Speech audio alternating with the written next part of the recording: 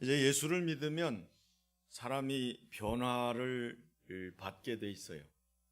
예수를 믿으면 물과 성령으로 거듭나게 되고, 또 이로 인하여 우리가 이제 하나님의 백성답게, 천국 시민답게, 또 천국을 향해 가는 거룩한 성민으로서의 자격을 갖추고, 이제 그의 법을 따르고 그의 지시를 따르고 그의 인도하심을 따라 우리가 이 험한 세상을 이겨내면서 이 천국까지 이르게 되는 여정을 갖게 되죠. 그래서 오늘 본문에 보면 그런즉 누구든지 그리스도 안에 있으면 새로운 피조물이라. 이전 것은 지나갔으니 보라 새 것이 되었도다. 이렇게 말씀을 하고 있습니다. 누구든지 남녀노소 빈부귀천 막론하고 그리스도 안에 있으면 in Christ and Cristo, 바울 사도가 이 말씀을 성령의 감동으로 주셨는데, 바울 사도의 늘 가장 많이 외친 게 두 마디인데, in Christ, 그리스도 안에서, 그리고 찬송하리로다. 이 두 말을 가장 많이 복음 전하면서 썼던 그런 사도지요. 그러므로 이제 새로운 피조물이 되는 조건이 바로 그리스도 안에 있으면, 예수 안에 있으면. 오늘 여러분이 아까 부른 찬송, 여러분 처음에 부른 찬송 보면 정말 주 안에 기쁨이 있어요. 그 찬송 제가 좋아하거든요. 주 안에 평안이 있어요. 주 안에 영생이 있어요.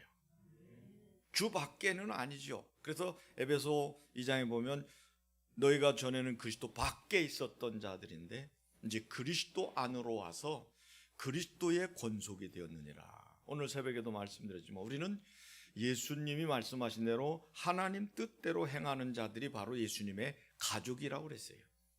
내 어머니고 내 형제고 자매다. 그러므로 이제 그리스도 안에 있는 자는 새로운 피조물이 되었다. 그럼 새로운 피조물이 됐다는 말은 처음 피조물이 있고 다시 만들어졌다는 얘기거든요. 흔 피조물은 뭐예요? 원래 그냥 기본적인 피조물은 원래 하나님이 생육하고 번성하고 땅에 충만하고 땅을 다스리고 정복하라고 주셨는데 마귀에게 속아가지고 하나님 면전에서 결국은 타락해서 죄 가운데 빠져 하나님과 원수가 됐어요. 그래서 하나님을 떠나게 되었고 마귀의 자녀가 되고 종이 되고 일생을 메어 종로로 타다가 운명팔자 저주에 묶여 살다 지옥 가는 존재로 전락된 게 처음 피조물입니다. 이거를 하나님께서 여자의 후손으로 오시는 예수님을 통해 다시 구원하시고 회복하시겠다고 하는 것이 복음이고, 이것을 위해 구약 성경에 한 민족을 택하셨고 그게 유대인이고, 그 이스라엘이 결국 양잡고 피 흘리면서 오실 메시아 되신 그리스도를 늘 바라보면서 율법을 지키고 절기와 규례와 법도를 통해서 하나님 구원자 되신 예수님이 오실 것을 바라봤어요. 그 끝자락에 예수님이 2000여 년 전에 이 땅에 오셔서 십자가 지시고 다 이루었다 하고 죽으시고 부활하심으로 그를 믿는 자마다 멸망치 않고 영생을 얻게 하신다. 바로 그렇게 됨으로 영생을 얻은 자가 됐다. 하나님 자녀가 됐다. 천국 시민이 됐다. 이제는 하나님의 백성이 됐다. 새로운 피조물이라는 거예요. 새로운 피조물. 이전 것은 지나갔으니, 마귀에게 눌리고 고통당하고 하나님께 저주 형벌 아래 놓였던 건 지나갔으니 보라 새 것이 되었도다. 새 것이 되었도다. 새로워졌다는 거예요. 그래서 교회 이름 중에도 많은 이름이 새생명교회, 또 오늘 우리가 이제 새가족 수료식을 합니다. 새가족, 새생명, 새로운 신분, 새생명, 새 축복, 뭐 새로운 신분 많아요. 이게 여러분 하나님께서 예수님을 통해 우리에게 허락하신 최고의 축복입니다. 이전 것은 지나갔으니 보라 새 것이 되었도다. 그러면 여기서 제일 중요한 게 있어요. 처음 피조물은 하나님으로부터 흙덩이가 시작돼서 영생을 얻는 이런 거룩한 존재로 생명이 됐는데 마귀에게 속아가지고 타락됐어요. 하나님이 간섭하셔서 다시 인류를 구원하시겠다고 해서 예수님을 통해 이 문제를 해결하시고 난 다음에 우리는 새로운 피조물이 됐어요. 이전 것은 다 지나갔기 때문에 이제 새 것이 되었는데, 여기서부터는 이제 우리는 마귀와 상관없이 하나님과 관계된 삶을 살아야 된다는 중요한 논리가 형성이 되는 거예요. 하나님 때문에 우리가 새로운 피조물이 됐으니까 하나님과의 관계가 어때야 되느냐 하는 이것이 굉장히 중요한 관건이 되는 겁니다. 그러므로 저는 오늘 우리가 신앙생활 하면서 사람이 중심에 무엇을 품고 사느냐에 따라서 추구하는 것도 말본세도 또 앞으로 비전도 다 틀려요. 예수 그리스도를 믿는 사람들은 그 삶의 중심에 그리스도가 계셔야 돼요. 삶의 우선은 기도가 돼야 되고, 우리 삶의 전부는 하나님 영광을 위한 복음 전파가 돼야 돼요. 그래서 삶의 중심에는 성삼위 하나님이 계시고, 삶의 우선은 무조건 기도가 있고, 삶의 초점과 목표와 전부는 내 구원 남 구원 복음 전하는 이 일이 우리의 삶의 전부가 돼야 된다. 그렇다고 하면 여러분, 이제 우리 기독교인들은 일반인들과 달라야 돼요. 다르잖아요. 지금 여기 앉아 계시잖아요. 기독교인이 똑같이 육적으로는 아프면 병원 가고 화장실 다니고 슬프면 눈물 흘리고 기쁘면 춤추고 다 똑같지만, 같이 한 사무실 안에서 또는 같은 식탁에 앉아 있어도 한 사람은 데려감을 당할 것이고 한 사람은 버려둠을 당할 것이라고 한 것처럼 소속이 달라요. 소속이 다르다. 외부에서 어떤 사람이 와가지고 감독을 하고 일을 할 때 보면 특별한 혜택이 주어지는 걸 볼 때 부러워하는 사람들이 있거든. 직장에서 소속이 다르기 때문에. 하부 조직에 있는 사람과 상부 조직에 있는 사람, 소속이 달라요. 같은 소속이지만 레벨이 다르단 말이에요. 적어도 우리 기독교인들은 세상 사람들 속에 섞어 살지만 우리의 소속은 천국이고 우리 소속은 하나님께 있고 우리는 가야 할 곳이 분명하단 말이에요. 세상 사람들은 그게 없어요. 그냥 살다가 좋은 집, 좋은 차, 좋은 이런 먹으면서 좋은 여행하면서 행복하게 살다가 죽으면 그걸로 끝나는 줄 알아요. 안 아프고 행복하게 잘 되고 성공하다가 죽으면 끝나는 줄 알아요. 여러분, 그러나 우리 기독교인은 그게 전부가 아니라는 걸 알기 때문에 오늘 이 자리에 있는 줄 믿습니다. 우리는 분명히 어디서 와서 어떻게 살다가 어디로 가야 될 걸 아는 사람들이 기독교인이에요. 많은 사람들이 기독교인들 중에도 이걸 모르는 사람들이 많아요. 여러분, 정말로 하나님 앞에서 우리 기독교인이라면 삶의 자세가 예수 믿고 구원받은 그날부터 달라져야 돼요. 그리고 추구하는 바가 다르고 가는 방향이 달라요. 그래서 세상 사람들은 주일을 일요일이라고 그러죠. 썬데이, 일요일. 옛날 같은 어른들은 공일, 토요일을 반공일 그렇게 했어요. 괭일이라는 사투리도 씁니다. 괭일, 반갱일. 근데 우리 기독교인들은 주일이라고 쓰는 이유가 뭡니까? 이건 주의 날이에요. 안식일을 기억해 그날을 거룩히 지키라. 구약에는 안식일이에요. 그 안식일의 주인이 바로 예수님이시니까 예수님이 부활하신 날을 기념해서 이 날을 주일로 지키면서, 과거에는 안식일날 아무것도 안 하는 것으로만 집중했던 것에서 다시 업그레이드된 주일을 지키는데, 주일날은 하나님께 예배하는 날로 지키는 거예요. 그래서 여러분, 날의 우리 삶의 중심 가운데 그리스도 안에서 삶의 중심 가운데 날 사실 때 날의 중심은 주일이 돼야 되고요. 우리는 항상 주일에다 초점을 맞추고 살아야 그게 기독교인이에요. 주일을 제껴놓고 주일날도 여러분 마음대로 살고 주의 날이라고 하면서 주일을 여러분 써버린다, 이건 아니에요. 이건 기독교인이 아닌 거예요. 그 다음에 주일의 중심은 뭡니까? 예배입니다. 주일날 중심은 예배예요. 그러면 주일이 그리스도가 중심이 돼야 되는데 예배의 중심은 결국 뭐예요? 그리스도잖아요. 그러면 종합적으로 보면 그리스도인은 그리스도 안에서 새로운 피조물이 됐으니까 예수 안에서 날마다 하나님 중심의 삶을 살아야 된다. 날의 중심은 주일이고 주일의 중심은 예배고 예배의 중심은 우리를 위해 십자가에 달려 죽으시고 부활하신 예수님이 중심이 돼야 된다. 그래서 로마 교회가 기독교인들을 비방하는 말 가운데 그리스도인이라는 말을 썼어요. 안디옥 교회에서 시작한 말인데 사실 그 말은 칭찬하는 말이 아니었던 거예요. 그리스도를 따르는 지지자들, 그리스도를 추종하는 자들, 그리스도빠. 그러니까 사람들이 비난하는 건데 실제는 그리스도를 생명 걸고 따르니까 그런 닉네임이 붙은 거예요. 오늘 I'm Christian 하면서 여러분 진짜 생명을 겁니까? 우리가 정말 중요한 것에는 생명을 걸어야 되는데 우리는요 어차피 이 땅에서 한번 살다가 갑니다. 이건 돈으로 막을 것도 없고 명예와 권세로 빌고 간구한다고 이걸 우리가 어떻게 할 수가 없어요. 그냥 때 되면 하나님 부르시면 가야 되는 거예요. 그럼 우리는 어디로 갑니까? 가수원 납골당으로 갑니까? 하나님 앞으로 간다 그 말이에요.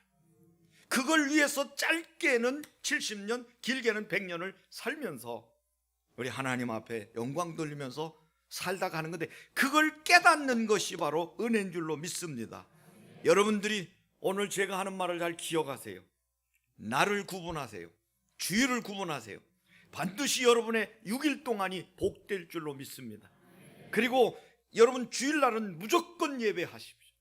예배가 날의 중심이 돼야, 주일의 중심이 돼야 됩니다.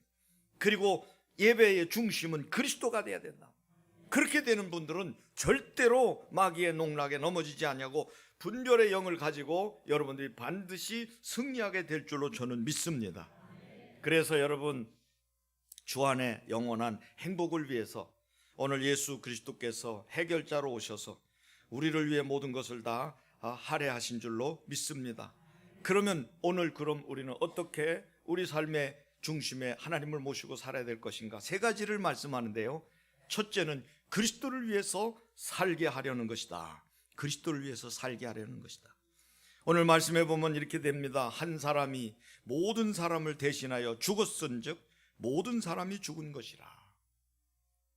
예수님 한 분 돌아가신 게 아니고 예수님이 십자가에서 죄를 짊어지고 돌아가시기 전에 다 이루었다고 숨을 거두실 때 온 인류의 죄악이 예수님께 담당되어져서 예수님이 대신 죽으신 거예요.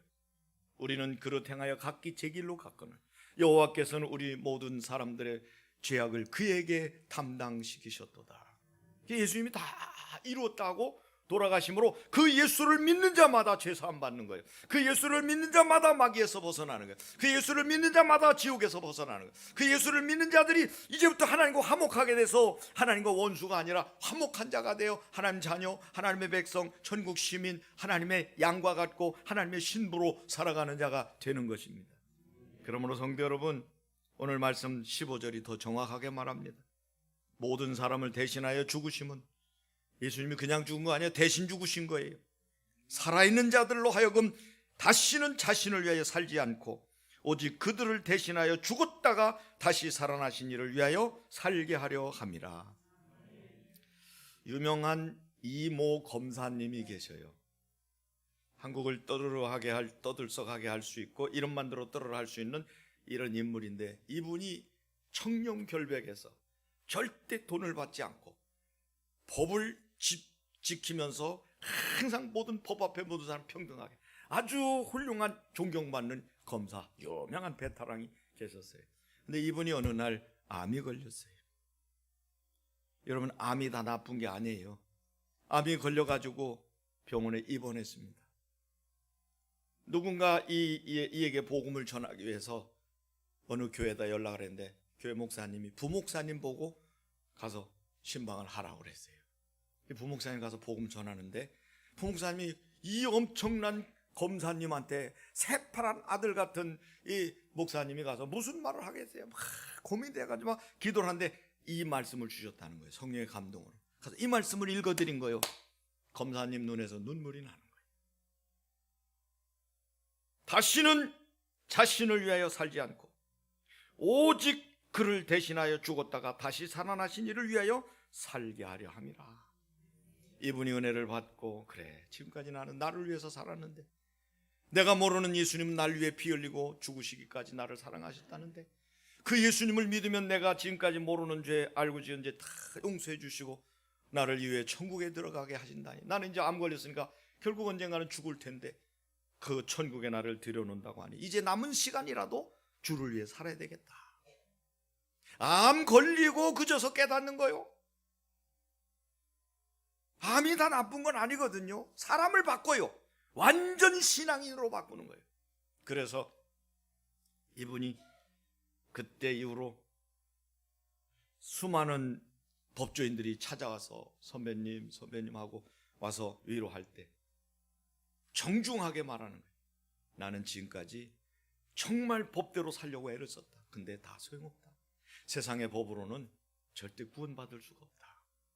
나는 이제 예수를 믿고 천국에 갈 준비를 하고 있으니 자네들도 자네들을 위해서 살지 말고 이제는 남은 기간 예수 믿고 예수를 위해 살아라.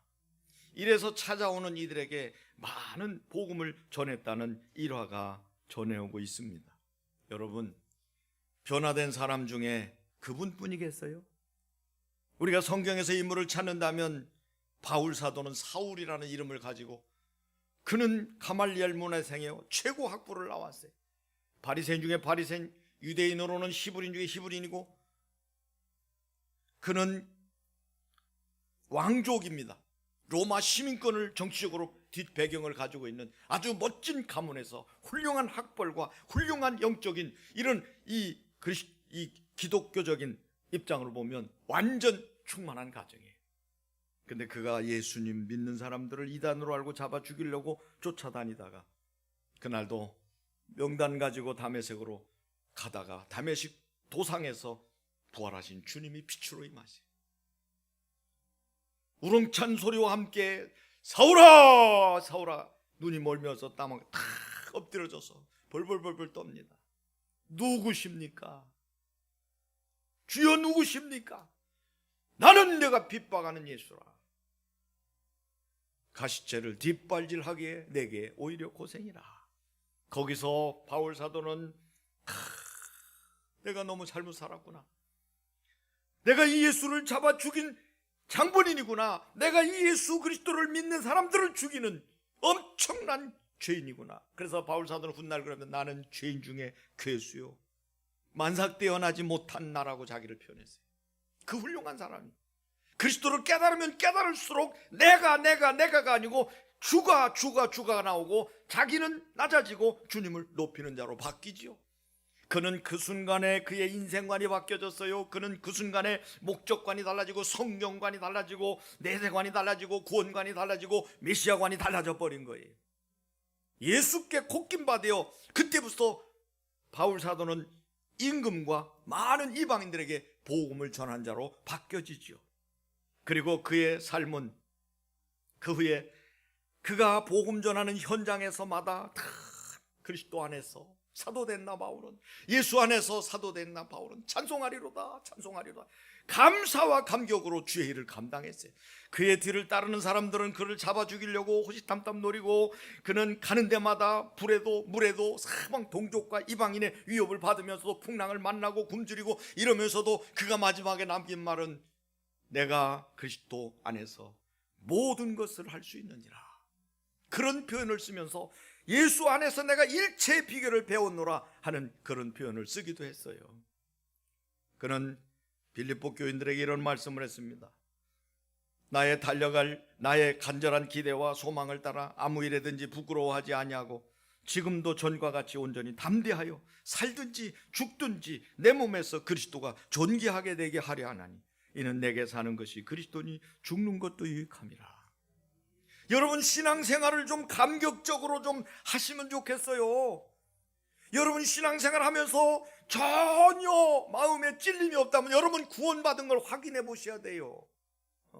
내가 교회를 빠지고 예배를 빠지고 주일을 범하고 하나님 앞에 등하냐고 세속적으로 살아도 아무런 마음에 느낌이 없고 찔림이 없고 마음에 성령의 찌르심이 없다면 여러분은 성령의 인도를 받는 게 아니라는 얘기예요. 이건 심각한 거예요.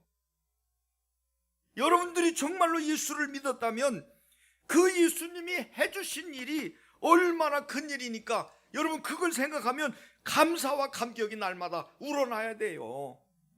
초대교회 성도들이 왜 그렇게 밖에는 아까 본 그 표범처럼 으르렁대는 종교 지도자들인데 그들이 잡아 죽이고 경제 제재를 거하고 심하면 죽임을 당하는 그런 입장인데도 날마다 사도와 같이 모여가지고 성전에서 떡을 떼며 기도하기에 전혀 힘쓰며 집에 돌아가서도 순전한 마음으로 음식을 먹고 이방 사람, 이 주변 사람들에게 칭송을 받았던 이유가 뭐겠어요? 감사와 감격 속에 사는 거예요. 성령 받았다는 증거 아닙니까? 오늘 여러분 신앙생활이 무료하십니까? 신앙생활에 권태기가 왔습니까? 여러분 신앙생활이 그렇게 가짜나 보입니까? 여러분 하나님이 한번 여러분 이놈 하면 여러분 어떻게 되는지 아십니까? 저는 하나님을 두려운 하나님으로 알아요. 여러분 하나님은 절대로 만홀히 여김을 받지 않으신다고 그랬어요. 업신여김을 받지 않으신다고 그랬어요. 여러분이 신앙생활을 정말 잘하도록 마음을 찌르고 설교를 듣게 하고 말씀으로 깨닫게 하시는 분은 성령님이세요. 그러나 여러분들이 어떻게든지 신앙생활을 합리적으로 이렇게 저렇게 뺑글뺑글하고 신앙생활을 제대로 못하게 하는 것은 여러분 기분 나쁘게 듣지 마세요. 그건 성령이 아닙니다. 그건 여러분의 자존심, 여러분 자신이 아니라 그건 바로 마귀가 여러분들을 사지로 끌고 가는 거예요. 우리는 이제 하나님과 관계된 것을 잊어버리면 안 돼요. 새로운 피조물이 됐다. 새로운 피조물이 됐다. 바울 사도가 한 말 보세요. 살든지 죽든지 내 몸에서 그리스도가 존귀하게 되게 하려 하나니 이는 내게 사는 것이 그리스도니 죽는 것도 유익함이라. 여러분 이런 고백을 할 수 있습니까? 저는 암 수술을 하고 삼성병원에서 8일간 입원해 있었는데 이제 월요일날 가서 주일날은 강단에 서야지 하고 한 주간 정도면 된다고 그래서 갔어요. 수술하고 그리고 핏주머니를 차고 그렇게 있는데 토요일이 됐는데도 가라 소리를 안 하는 거예요. 왜? 피가 묻지를 않는 거예요. 여기 뚫어가지고 이제 양쪽에다 핏주머니를 옷에다 차고 다닙니다. 양쪽 튜브를 가야 됩니다. 이거 차고 가서 설교하면 안 됩니까? 목사님 부목사에게 맡기고 그리고 그냥 좀 쉬세요. 안 됩니다. 그거 차고 어디를 갑니까? 우리는 부목사님이 없어요. 내가 가야 돼요. 그래도 안 됩니다. 다른 사람 시키든지. 이런 상태로 어디 가서 설교를 한다고 합니까? 주일날 병원 교회 가서 제 아내랑 쭈글찌로 앉아서 예배를 드리는데 참 처량한 거예요. 야, 이게 목회가 내가 마음대로 한다고 해서 되는 게 아니구나. 하나님 너 병원에 있어 하니까 설교도 못하는 거예요. 의사를 통해서 나를 붙잡아 놓는 거예요. 피가 멎어야 가지. 가서 앉아보니까 가족들이 와가지고 다 예배 드리는데 거기 별 사람이 다 있겠죠. 목사가 나뿐이겠어요? 그러면서 이제 제가 그 병원에 있는 동안에 성도들이 찾아오고 목사님들이 인도해서 찾아와서 위로하고 같이 기도해 주는데 우리 교회 교인들은 와가지고 울면서 하는 말이 우리가 속 썩여가지고 목사님 암 걸렸다는 거예요. 네? 그러니 그 말을 들을 때 내가 얼마나 성도들에게 미안하냐고요. 충남북에 소문났어요. 김명기 목사 교회 개척해가지고 열심히 하다가 암 걸려서 죽는다. 그런 상황이 되니까 이제 제가 돌아보기를 이게 목회도 하나님이 하게 해주셔야 하는구나. 그리고 그때 제가 느낀 것이 아픈 분들의 사정이 이런 거구나. 그 가족의 형편이 이런 거구나. 내가 앞으로 돌아간다면 정말로 질병으로 고통하는 성도들을 더 관심 있게 기도해주고 그들을 더 사랑해야 되겠다 하는 사실을 제가 거기서 깨달았어요. 여러분 있을 때 잘 하세요. 건강 있을 때 주일하고 물질 있을 때 복음 위해서 쓰고 정말 총기가 또렷또렷하고 왔다 갔다 안 할 때 성경 읽고 하나님 일 하셔야 돼요. 어차피 우리는 끝나는 인생이에요. 어차피 한 번은 가는 인생이라. 그러면 어디서 왔어요? 하나님께로부터 왔어요. 그러면 하나님께로 돌아가야 될 거 아니에요? 근데 올 때는 하나님께로 왔는데 이 땅에서 예수 그리스도를 제대로 믿지를 않아요. 그냥 껍데기만 그리스도인이에요. 무늬만 그리스도인이에요. 결국은 쭉정이가 돼서 마지막에 심판대에 불구덩이 속에 들어간다면 이거 같이 불행한 게 차라리 안 믿고 팍팍 그냥 세상적으로 살다가 지옥 가면 덜 서운하지.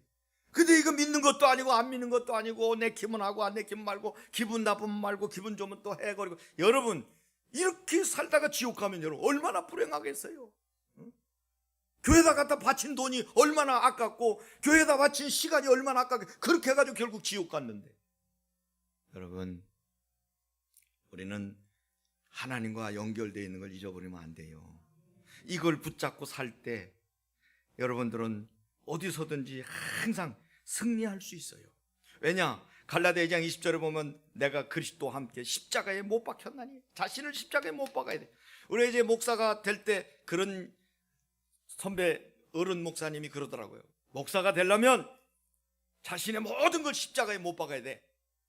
그게 이해가 안 됐어요. 근데 목회를 하면 할수록 진짜 그렇구나. 나를 십자가에 못 박지 않고는 목회를 못 하겠구나. 세상에 간도 쓸개도 다 빼준다는 말이 있는데 정말 목회자가 목회를 하려면 간도 쓸개도 다 내놔야 된다. 그거보다 더 중요한 건 아예 생명까지도 십자가에 못 박아야 된다. 바울 사도가 순교했고 예수님의 12제자들이 다 순교했어요.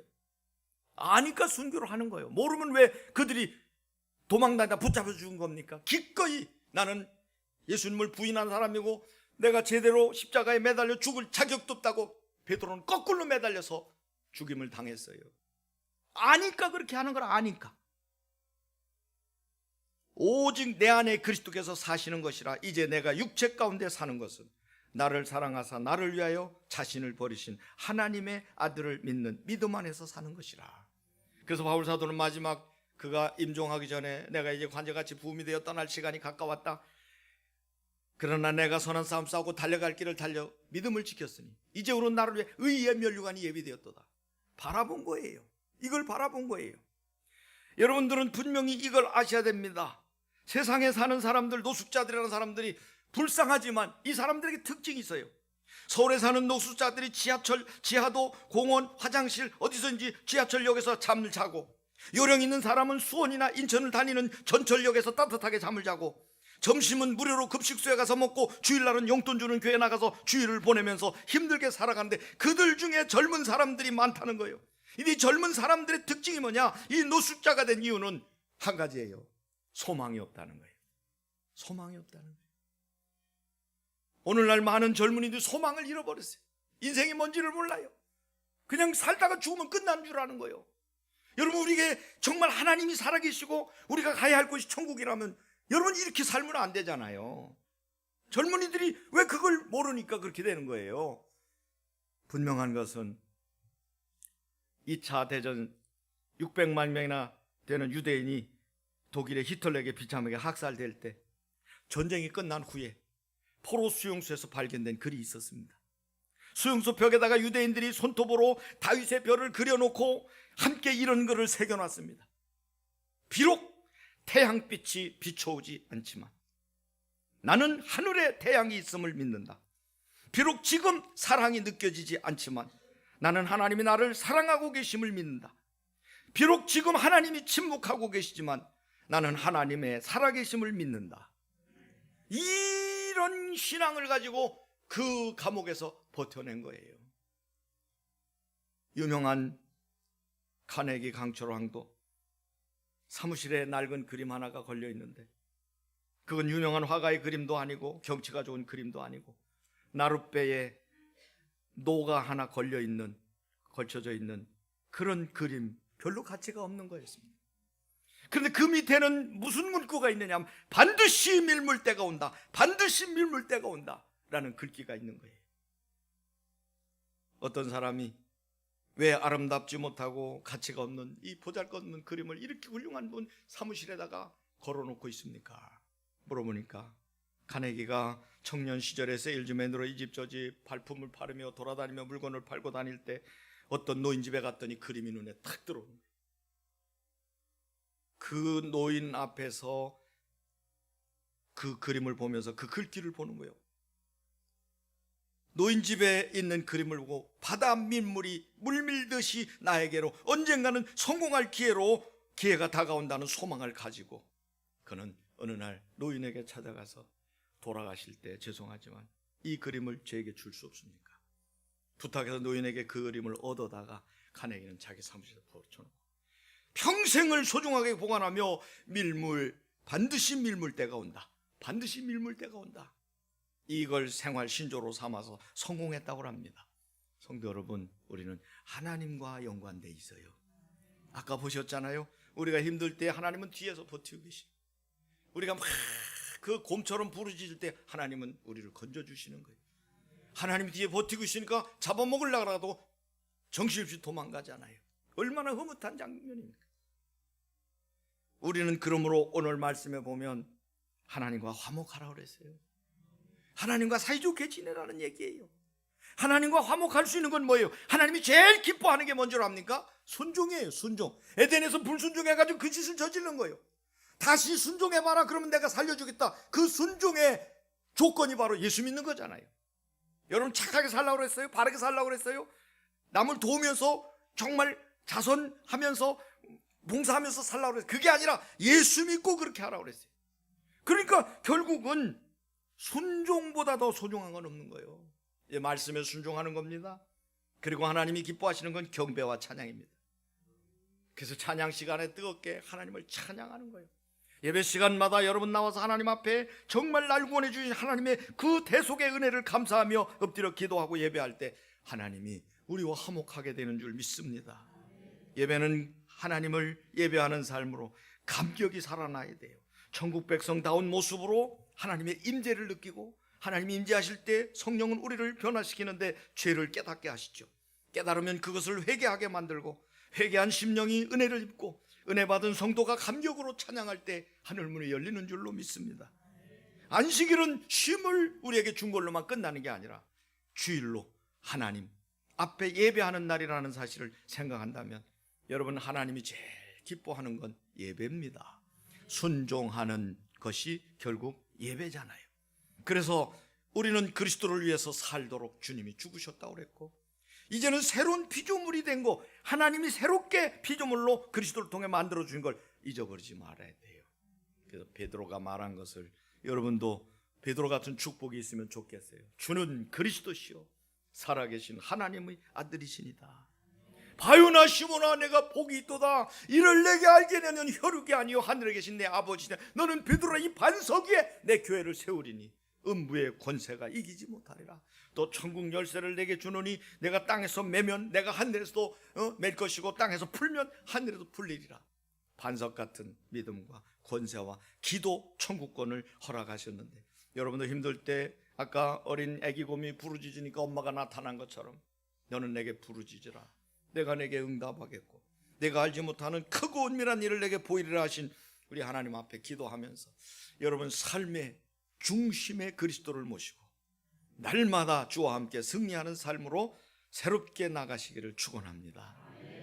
아버지, 우리는 새로운 피조물이 됐습니다. 너무나 감사합니다. 돈으로 얻을 수 있는 것도 아니고 노력으로 얻는 것도 아니고 우리 대신 예수님이 죽어주심으로 우리가 이 사실을 받아들이기만 하면 우리는 구원받고 자녀되어 천국을 향해 가는데, 우리가 이 땅에 살아가다 보니 하나님 이런 사실을 잊어버리고 현실에 너무 눈이 어두워가지고 육신에 매여가지고 날마다 육신의 정욕과 안목의 정욕과 이생의 자랑을 쫓는 자가 되어 하나님의 사랑이 우리 안에 멈추지를 못할 때가 많습니다.